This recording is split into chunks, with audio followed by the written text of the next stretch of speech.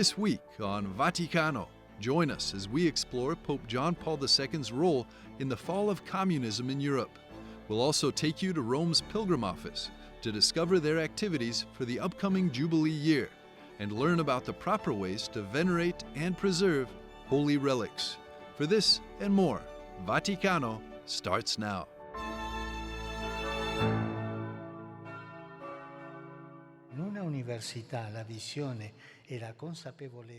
In a university, vision and awareness of purpose prevent the Coca-Colization of research and teaching, which would lead to spiritual Coca-Colization. Unfortunately, there are many disciples of spiritual Coca-Cola.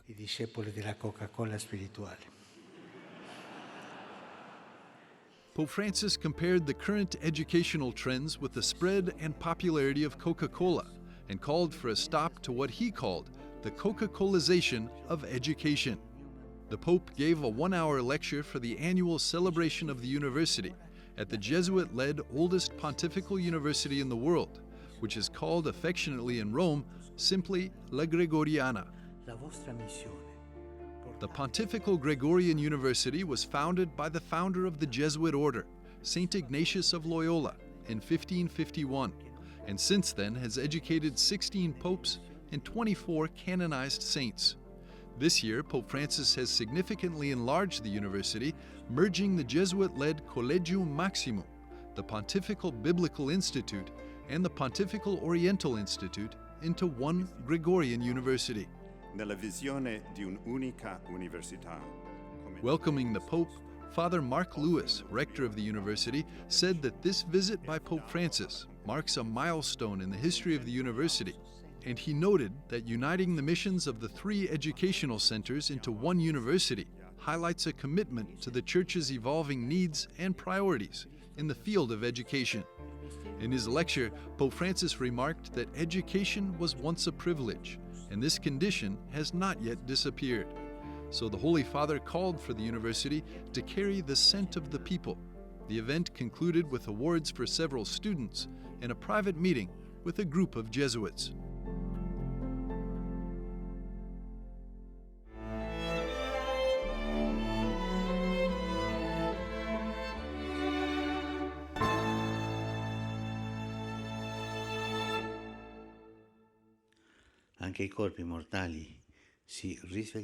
Even mortal bodies will awaken on the last day, and those who have fallen asleep in the Lord will be associated with him in triumph over death. Pope Francis commemorated All Souls' Day on November the 2nd with a Mass at Rome's Laurentino Cemetery. The mayor of Rome and over 100 faithful welcomed the Pope to the city's third largest burial ground. Pope Francis laid white roses on the Garden of Angels memorial stone and paused for a moment of silent prayer. Established in 2012, the garden offers a dedicated space for families mourning the loss of children, including those lost to miscarriage. Fittingly, the Pope's prayer intention for the month of November is dedicated to those who have lost a child.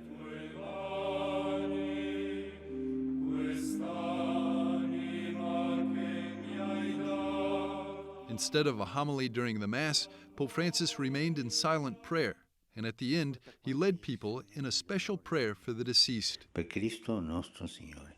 Amen.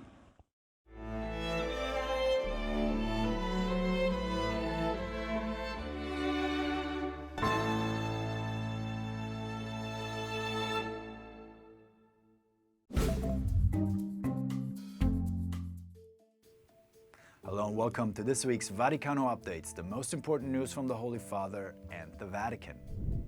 Pope Francis received members of Project Hope, a program dedicated to supporting the spiritual and emotional healing of individuals affected by abortion. Active across much of Latin America, the initiative aims to help those seeking reconciliation, forgiveness, and the experience of God's mercy. We must not lose hope, Pope Francis said during the meeting, because evil does not have the last word, it is never definitive. Pope Francis celebrated a Mass in St. Peter's Basilica for deceased cardinals and bishops, honoring 7 cardinals and 123 bishops who passed away in the last year. The Holy Father prayed for them, describing them as shepherds and models for the Lord's flock, who love the Church in their unique ways. In a video released on the eve of All Saints' Day, French feminist Marguerite Stern offered a sincere apology to Catholics hurt by her provocative actions as a female activist from 2012 to 2015, including a campaign supporting same-sex marriage. In February 2013, she and other feminist activists entered Paris's Notre Dame Cathedral topless to celebrate Pope Benedict XVI's resignation.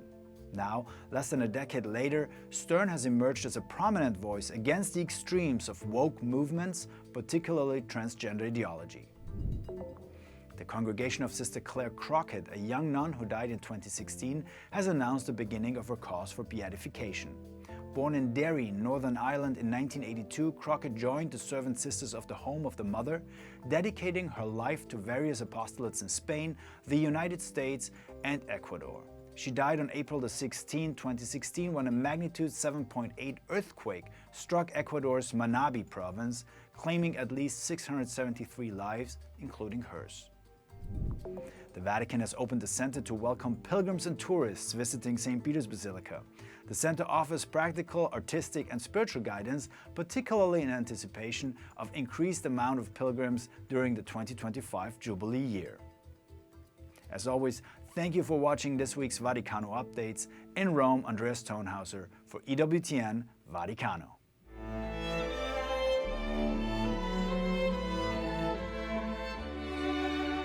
After the break, we take you back to the night the Berlin Wall fell. Discover the role Pope John Paul II played in this historic moment. Next on Vaticano.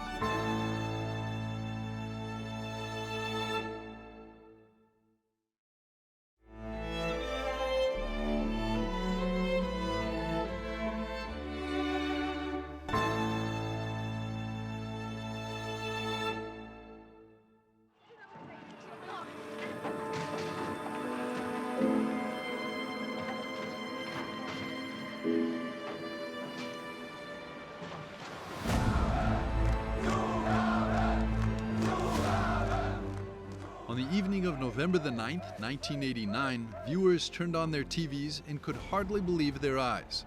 The Berlin Wall, a structure that had divided the city for nearly 30 years and seemed immovable, had fallen.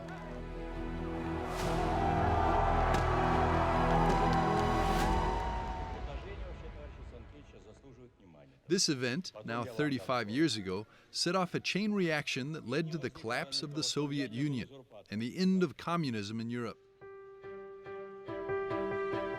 For many in Europe, it was a miracle. Others see it as the work of a man canonized by Pope Francis a decade ago.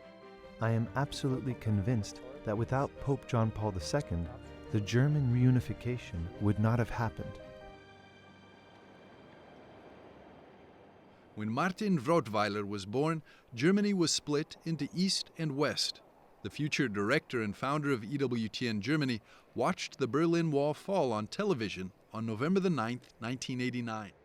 I was in Rome at the time because I was working for a magazine here, and I saw the fall of the Berlin Wall on television. The whole thing seemed so surreal to me. You see people climbing over the wall. You see masses of people streaming from East Berlin to West Berlin. It was simply unbelievable. As a child, you grew up in this situation where you were told, there's the Eastern Bloc and there's the West. There's the Warsaw Pact on one side and NATO on the other. That was cemented. Jest to rocznica, która łączy nas wszystkich, Polaków. Martin Rottweiler is not the only German who's convinced that John Paul II played an important role.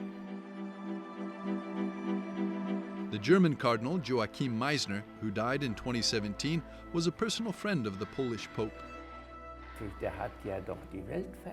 After all, John Paul II changed the world. Without him, there would be no Solidarność movement in Poland. I also don't know whether communism would have come to an end without John Paul II. So, the merits of John Paul in the downfall of the communism can certainly not be overestimated. Des Kommunismus gar nicht hoch genug einschätzen.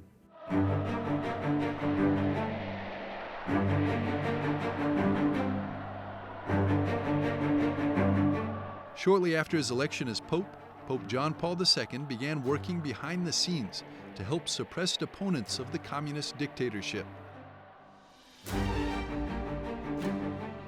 In 1981, John Paul II survived an assassination attempt and decided to consecrate Russia to the Immaculate Heart of Mary, just as Our Lady had told the children of Fatima to do. Matka Boża Our Lady told the children of Fatima that Russia should be consecrated to the Immaculate Heart of Mary, and at the same time, Our Lady encouraged them to pray the Rosary for the sins of mankind. The Holy Father John Paul decided to carry out and accomplish what Our Lady asked. dokonać, wypełnić to, co Matka Boża żądała.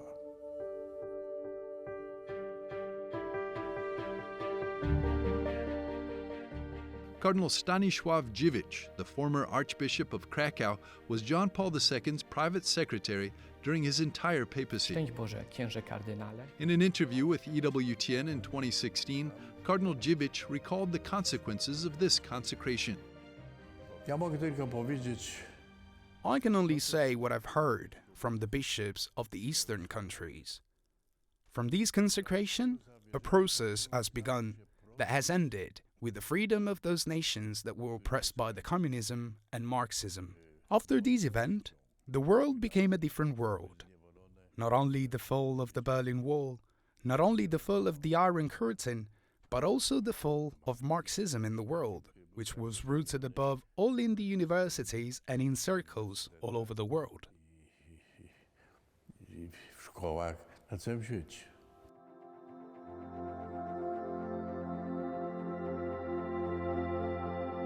When Pope Francis finally canonized his predecessor in 2014, the former Chancellor of Germany, Helmut Kohl, recalled John Paul II's first visit in 1996 to a reunified Germany in a newspaper article.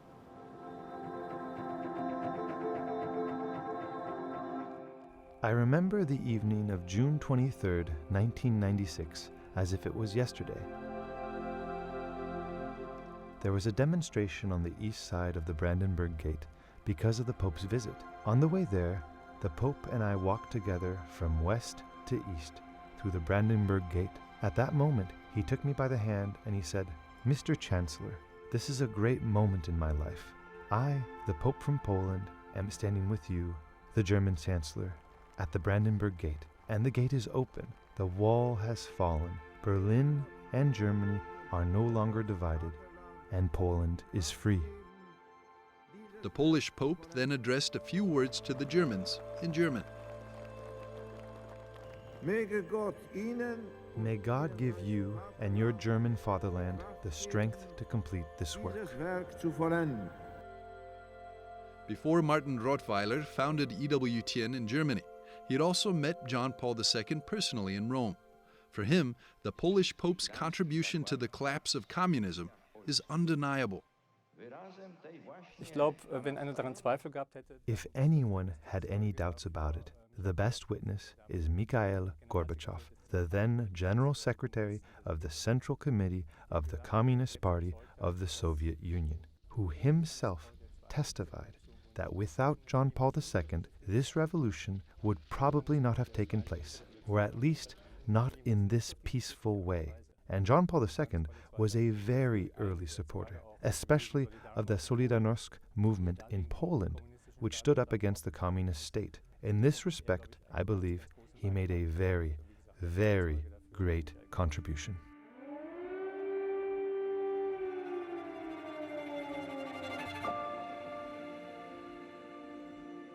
"30 years after the end of the Cold War, Europe is at war again.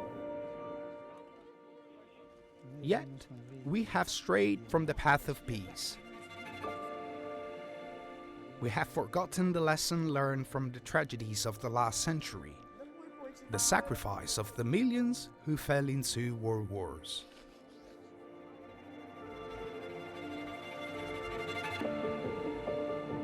On March the 25th, 2022, 1 month after Russia's invasion of Ukraine, Pope Francis decided to repeat the grand gesture of John Paul II.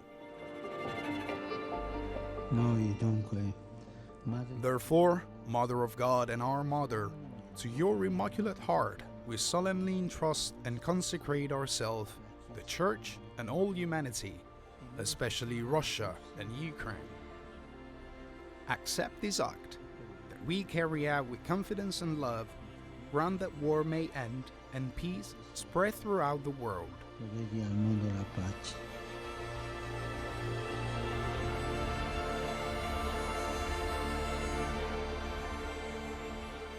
The war in Europe goes on and costs more lives every day. But if the life of John Paul II has shown one thing, it's this: miracles often happen when you least expect them.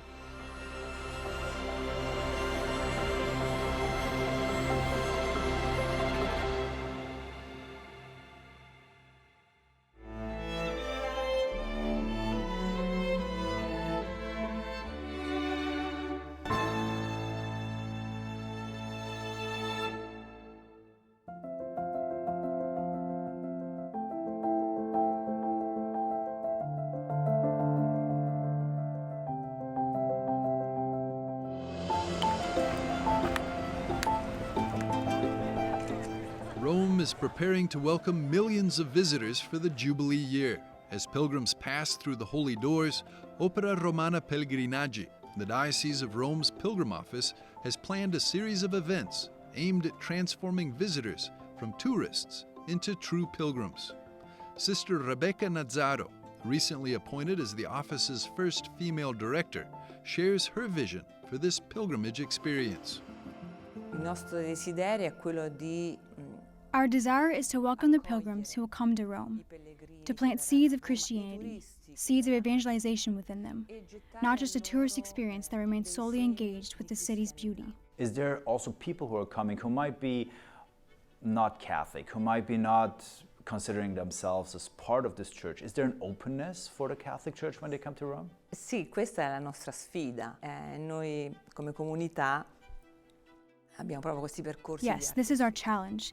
Yes, as a community, we offer these art and faith tours. When people book an art and faith tour at the Vatican museums, they find a sister like us. And they're often a bit surprised, thinking that the art and faith tour within the museums might be more like a catechism class. So, the tourists are initially a bit puzzled, wondering where they ask for a guide and a sister has arrived. Since our tour starts from a historical foundation, then the person is gradually led to realize that opening oneself to faith is not about going against one's own identity or humanity. Instead, it's an enrichment of what a person is called to be in life, both for oneself and for the common good. So in the end, a tour that should last 2 hours, or 1 hour and a half, often goes on longer because so many questions arise. This is the wisdom and insight of the Church. Why would you say should people come next year to Rome for the Jubilee? Perché è un dato storico. Perché il Giubileo è nato qui a Roma. Come dicevamo prima, è un dato di popolo.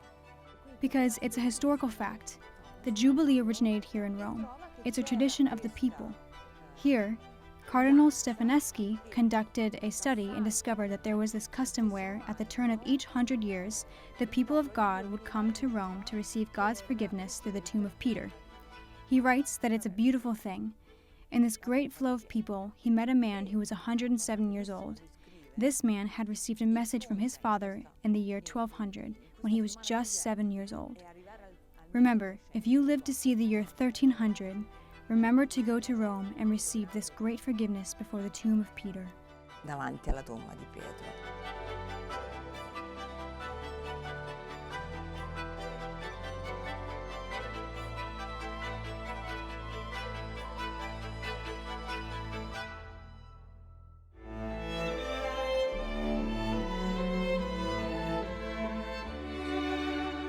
We'll be back after a short break with the story of ancient relics and their powerful impact on the faithful.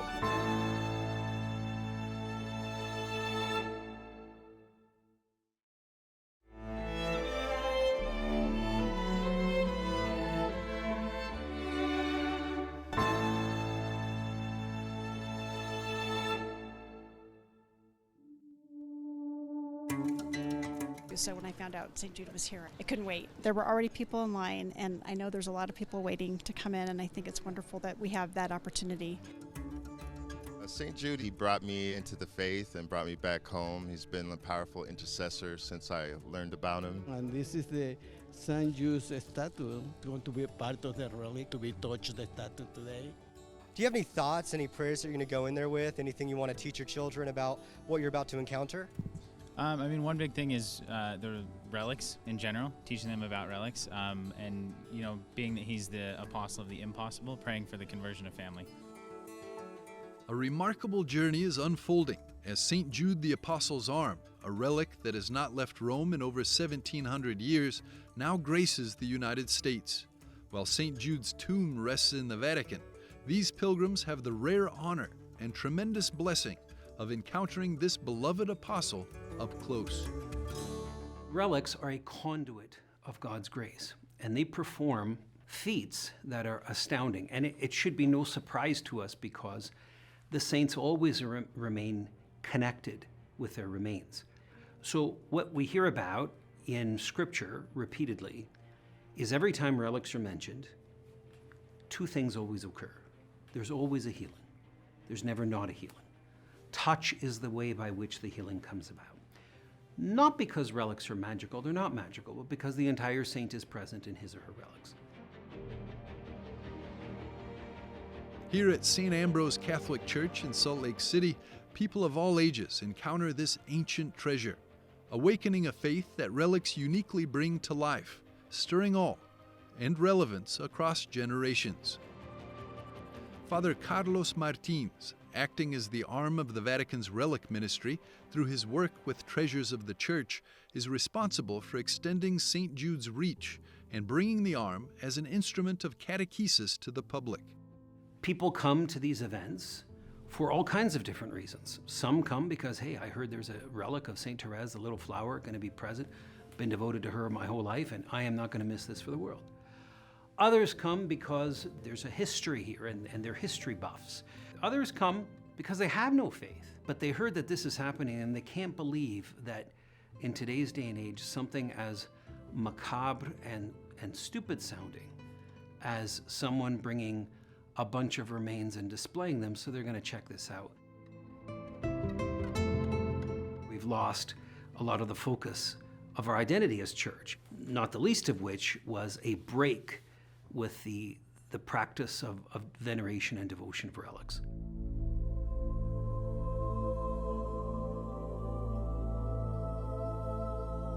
Relics have held a sacred place in Catholic tradition for centuries. Yet in many places, like at the Charter House of Florence, Italy, relics lie hidden, forgotten, in darkness, and awaiting rediscovery. Don Bernardo, the custodian of the relics at the Charter House of Florence, shows Anthony the various articles preserved throughout the monastery. For generations, relics have endured as silent witnesses of faith. In honoring our heritage, they carry forward an ancient mission with a true modern need for revival. Normally, relics were kept in a protected place. And in this case, at the Carthusian monastery, they are kept in a chapel, the Chapel of Relics. Some relics are indeed in very poor condition. In the past, they have been stolen, and then maybe sensibilities have certainly changed as well. Whereas in the past, they were held with great honor, over time, they have been somewhat neglected. They are shown on the days of the great solemnities, such as All Saints on the 1st of November. So that is why they are somewhat hidden. Although we, coming here, opened the chapel today and made it visible to visitors. To ensure relics are venerated with respect and do not become mere souvenirs or items for collectors, the Vatican issued in 2017 the instruction titled Relics in the Church, Authenticity and Preservation. This document sets strict guidelines to authenticate the relics through documentation and careful identification so only genuine relics are venerated, safeguard relics with proper storage, handling, and display to preserve their integrity, prohibit the sale and commercialization of relics, honoring their spiritual, not material significance. These guidelines promote devotion and respect and revival for the veneration of relics. One of the initiatives is the Relic Project that aims to bring the relics back to the light and restore devotion. These guidelines support the reverent handling of relics during pilgrimages, such as the journey of St. Jude's Arm. Seeing the relic was amazing. This was my first time seeing relic from a saint. We go through stressful times in our life, just like all the saints, that St. Jude is praying for us.